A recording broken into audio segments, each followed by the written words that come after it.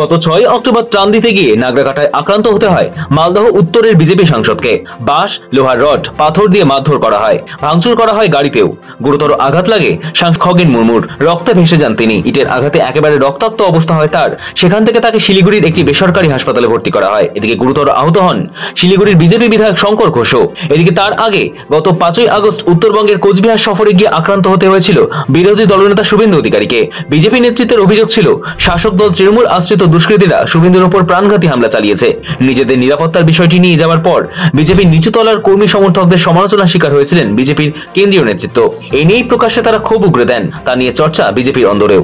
এরপরই পশ্চিমবঙ্গ বিধানসভার বিরোধী দলনেতা শুভেন্দু নিরাপত্তা বৃদ্ধির সিদ্ধান্ত নিল কেন্দ্র, এমনটাই সূত্রের খবর। 2020 সালের 19 ডিসেম্বর মেদিনীপুরে কেন্দ্রীয় স্বরাষ্ট্রমন্ত্রী অমিত শাহের হাত ধরে তৃণমূল ছেড়ে বিজেপিতে যোগদান করেন শুভেন্দু। তারপর থেকে কেন্দ্রীয় নিরাপত্তা পাননি তিনি।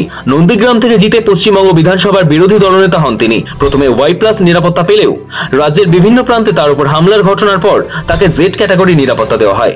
তবে স্বরাষ্ট্র মন্ত্রকের অভ্যন্তরীণ রিপোর্ট অনুযায়ী দেশের যে কোনো প্রান্তে বড়সড় হামলার মুখে পড়তে পারেন পশ্চিমবঙ্গের বিরোধী অন্যতম মুখ শুভেন্দু। তাই দেশ জুড়ে যাতে তিনি Z ক্যাটাগরি নিরাপত্তা পান সেই বিষয়ে চূড়ান্ত পদক্ষেপ করতে চলেছে শাহের মন্ত্রক। কারণ বিজেপিতে যোগদানের পর পশ্চিমবঙ্গের পাশাপাশি মহারাষ্ট্র, ঝাড়খণ্ড, ছত্তিশগড়, উত্তরপ্রদেশ, দিল্লির মতো রাজ্যে গিয়ে বিজেপির নানান কর্মসূচিতে অংশ নিয়েছেন তিনি। এবছর 5ই আগস্ট কোচবিহার সফরে যান বিরোধী দলনেতা। বিজেপির নেতৃত্বের অভিযোগ, শাসক দল তৃণমূল আশ্রিত দুষ্কৃতীরা শুভেন্দুর ওপর প্রাণঘাতী হামলা চালিয়েছে। সেই হামলার পর নন্দীগ্রাম বিধায়ক জানিয়েছিলেন সেদিন বুলেট প্রুফ গাড়ি না থাকলে শাসক দলের আক্রমণে তিনি মারা যেতে পারতেন। ওই দিন শুভেন্দুর ওপর হামলা হয়েছে জেনে দিল্লি থেকে কোচবিহারের প্রাক্তন সাংসদ নিশীথ প্রামাণিককে ফোন করে ঘটনা প্রসঙ্গে জানতে চেয়েছিলেন কেন্দ্রীয় স্বরাষ্ট্রমন্ত্রী। সঙ্গে নর্থ ব্লকের শীর্ষ কর্তাদের শুভেন্দুর সঙ্গে কথা বলে তার নিরাপত্তার বিষয়টি নতুন করে ঢেলে সাজার নির্দেশও দিয়েছিলেন তিনি। পরে স্বরাষ্ট্র মন্ত্রকের শীর্ষ কর্তারা পশ্চিমবঙ্গের বিরোধী দলনেতার সঙ্গে কথা বলে ঘটনার পূর্ণাঙ্গ বিবরণ শোনার পাশাপাশি তার নিরাপত্তা ঢেলে সাজার বন্দোবস্ত করেছিলেন বলেই সূত্রের খবর।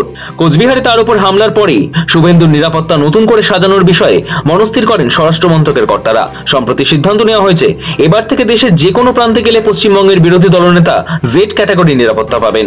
আগামী দীপাবলির আগেই বিজ্ঞপ্তি জারি করে শুভেন্দুর নিরাপত্তা বৃদ্ধি করার সিদ্ধান্ত ঘোষণা করতে পারে স্বরাষ্ট্র মন্ত্রক। সূত্র বলছে এমনটাই। ব্যুরো রিপোর্ট, সময়, কলকাতা।